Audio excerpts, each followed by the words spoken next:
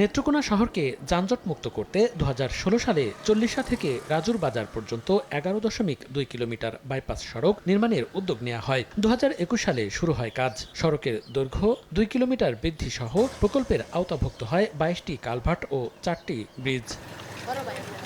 2022 সালে কাজ শেষ হওয়ার কথা থাকলেও মেয়াদ বাড়িয়ে 24 সাল পর্যন্ত নেওয়া হয়। তবে কাজে ঢিমেতাল এবং ভূমি অধিগ্রহণ জটিলতায় আবারও মেয়াদ চলতি বছরের জুন পর্যন্ত বৃদ্ধি করা হয়। এমনকি কিছু অংশে এখনও শেষ হয়নি ভূমি অধিগ্রহণ। এত স্লো কাজ আমার চোখে দেখি না।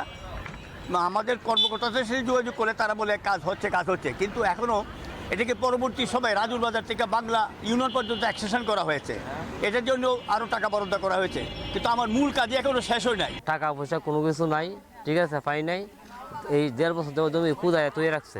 আমরা জমিতে নিছে, আমরা জমিতে টিয়াটো হয় না, ফসল নাই। তো আমরা গরিব মানুষ, জায়গা যখন সরকারে নিছে তা আমরা টাকা পয়সা দিয়ে বললে এখন তারা গাড়িমুচি করতেছে। তবে নির্ধারিত সময়ে কাজ শেষ করার চেষ্টা জানিয়েছে সড়ক ও জনপথ বিভাগ। যেহেতু শেষ পর্যায়ে জমিটা নতুন প্যাকেজটা যুক্ত হয়েছে, ওইটা যেহেতু কার্যক্রম শেষের পর্যায়ে, তো আমরা আশা করি নির্ধারিত সময়ের মধ্যেই শেষ করার আপনার চেষ্টা থাকবে।